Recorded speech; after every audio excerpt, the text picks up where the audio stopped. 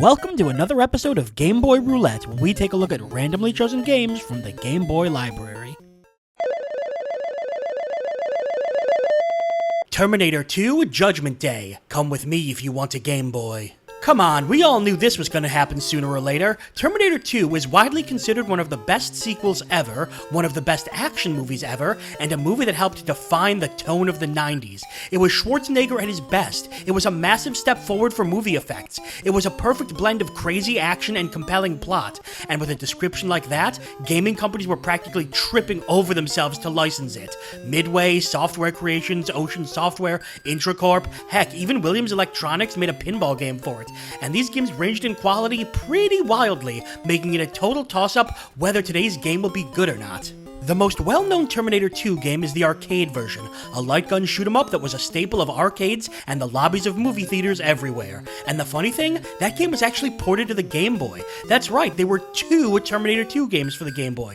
One, a shooter made by Beam Software, and the other, our subject this week, a more standard action platformer. It was developed by Bits Studios, who had plenty of experience with licensed Game Boy games, and of course was published by LJN. Seriously, no disrespect because they've had a few good showings here on Game Boy Roulette, but how did LJN get all the licenses to these franchises? The cover is exactly what you would expect, the Terminator looking awesome, although for some reason he looks really skinny here. It looks like they tried to draw Arnold Schwarzenegger and Robert Patrick at the same time. They did know the difference between the two, right?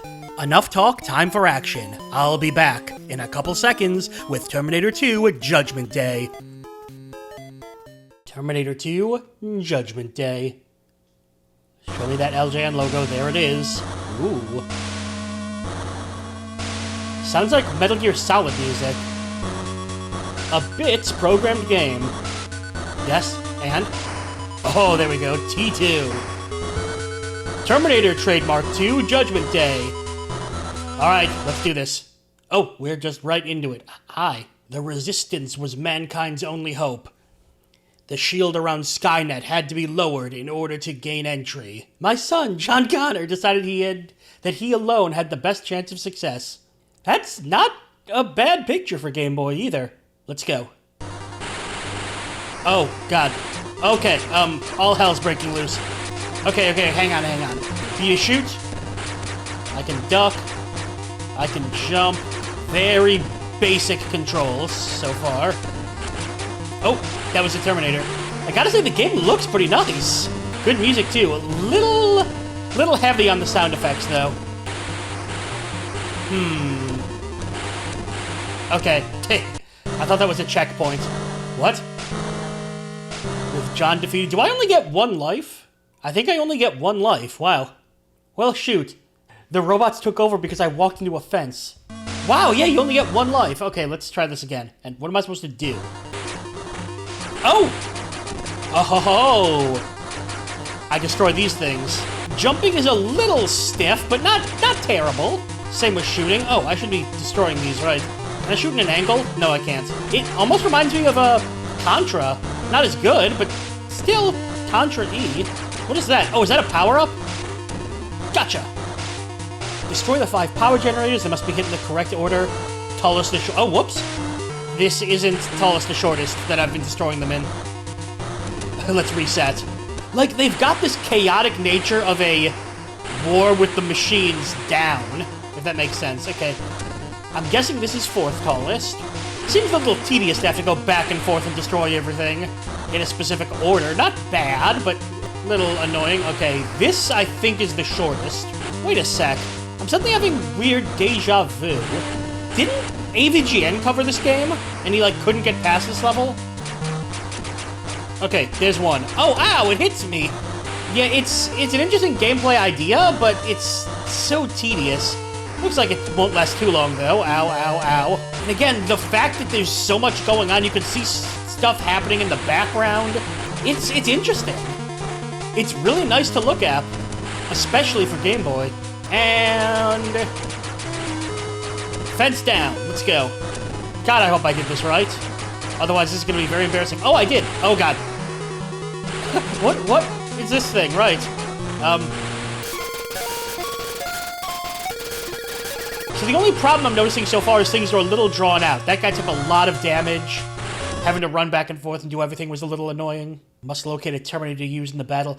Oh, so this is a prequel to the movie. I have to find the Terminator. T8 models entry into the correct room. Interesting. They're playing around with the gameplay here. As I recall, isn't there like a puzzle aspect of the game too? I don't know, again, I'm remembering that AVGN reviewed this, but this is a lot better than he made the game out to be. I'm actually enjoying this. Hang on, I don't know if I'm gonna make it there, so I just want to make sure that I'm right in thinking there's a puzzle aspect. Moment, please. Okay, good news, bad news. Good news is I was right, there is, in fact, a puzzle section.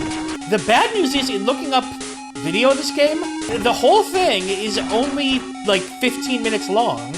It's a really short game. Which is lame, because I'm actually enjoying some of this so far. That is an amazing climbing animation.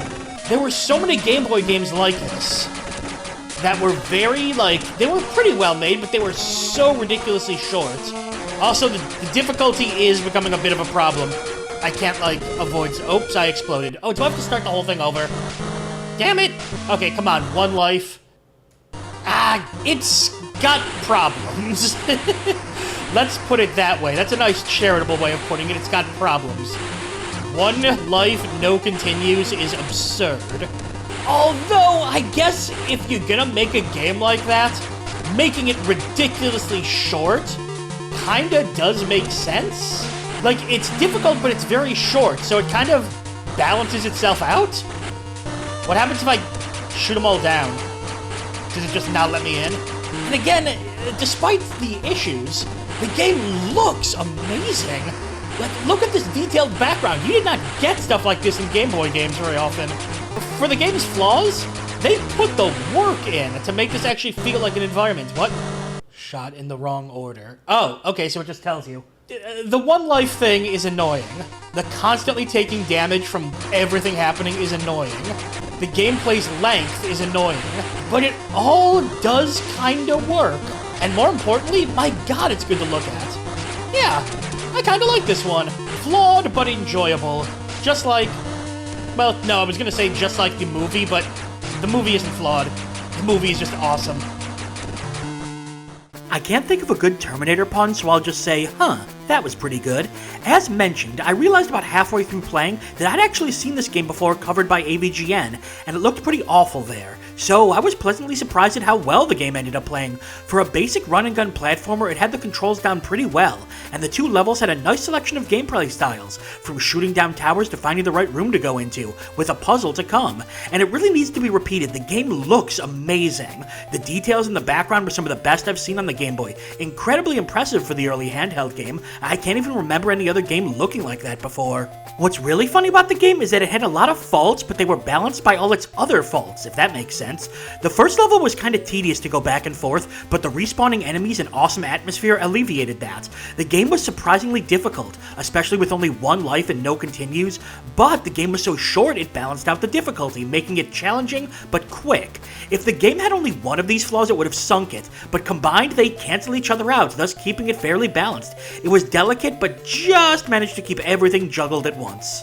So overall, I'm gonna give Terminator 2 a recommendation. Beyond just looking amazing, it manages to balance what could have been flawed gameplay into something actually enjoyable. And thus, another game goes into the LJN win column. Seriously, how did they get all of those licenses? And that's all for another episode of Game Boy Roulette. Make sure to subscribe so you can follow the series as we continue to dig through the Game Boy Vault. I'm Brian J, and I'll see you next time.